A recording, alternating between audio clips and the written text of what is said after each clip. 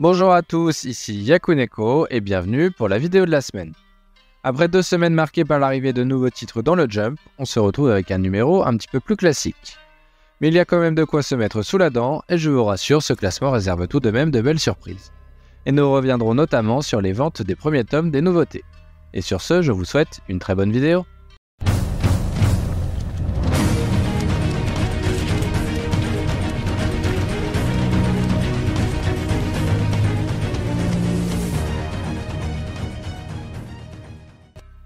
Du côté des absents, on est toujours sans aucune nouvelle d'Hunter x Hunter.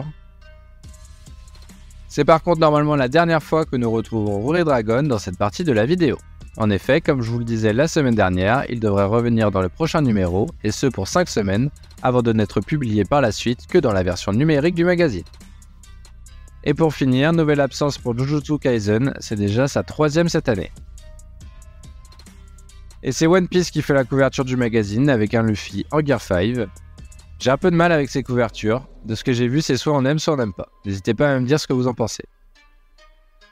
Et voici la lead color associée, mettant en valeur les personnages féminins. Dear Anemone obtient l'habituelle page couleur réservée au 2e chapitre. Chapitre que j'ai encore une fois trouvé très intéressant, c'était de nouveau très frustrant de finir le chapitre car on avait envie d'en savoir plus. C'est plutôt bon signe. J'ai vraiment hâte de connaître l'avis des lecteurs japonais. On a ensuite Strange Lovers, un one-shot de Maruyama Gyusei qui obtient également son page couleur. Et enfin, la dernière page couleur est pour Mission Yozakura Family. Et sans plus attendre, place au classement, et on commence avec Shadow Eliminators qui, comme on s'en doutait, continue de plonger tout en bas du classement, et est donc dernier cette semaine. Ça profite donc à Too Nice, mais même s'il n'est pas dernier cette semaine, je ne vois aucun monde où il parviendrait à se maintenir dans le magazine. Surtout compte tenu des ventes catastrophiques de son premier tome. Je vous disais la semaine dernière que même si ces classements étaient moyens, Greens n'avait toujours pas eu de trio de fin, c'est maintenant malheureusement chose faite. Le manga de golf ne semble pas convaincre les lecteurs japonais. Son premier tome ainsi que celui de Shadow Eliminators devraient sortir en mai, on suivra donc les ventes de ceux-ci, même si l'espoir est mince.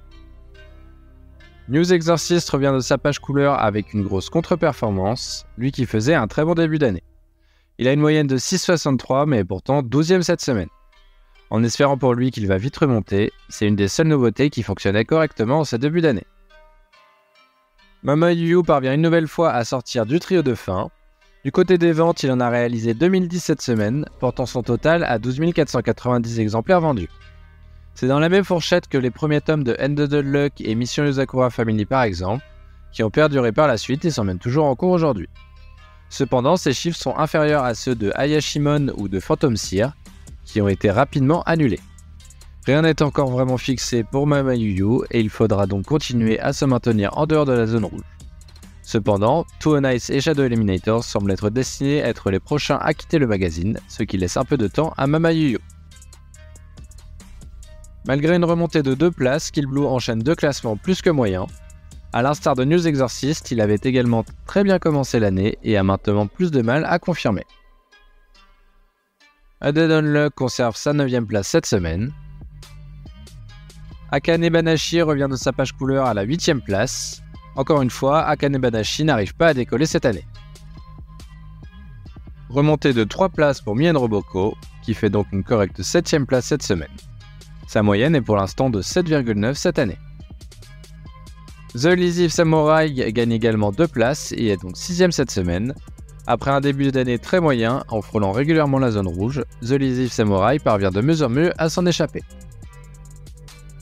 Kagurabashi monte en puissance dans le classement, gagnant 6 places et faisant ainsi sa première apparition dans le top 5. Du côté des ventes, il continue à se vendre de manière très convenable pour une 3e semaine consécutive, avec 2250 exemplaires vendus cette semaine, portant son total à 24 384 ventes.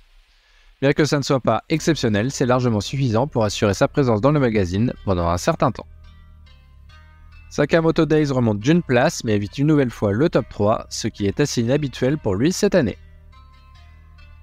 Blue Box quant à lui enchaîne les podiums, c'est son 6e en 9 classements cette année. A la 2e place, on retrouve My Hero Academia qui semble décidément bien séparé de sa 4e place habituelle. Premier podium donc pour My Hero Academia cette année. j'apprécie tout particulièrement ce manga, donc ça me fait très plaisir. Et c'est Witch Watch qui trône en haut du classement cette semaine. Le manga de Kenta Shinohara a vraiment pris de l'ampleur au cours des 4 derniers chapitres, avec une 4e, une 3e et 2 premières places. Cela lui permet de remonter significativement sa moyenne, qui s'établit désormais à 5,22, soit presque équivalente à sa moyenne de l'année 2023. Et voilà qui conclut la vidéo de la semaine. La semaine prochaine, ce sera donc normalement le grand retour de Ruri Dragon dans le magazine. Et sur ce, je vous dis à la semaine prochaine.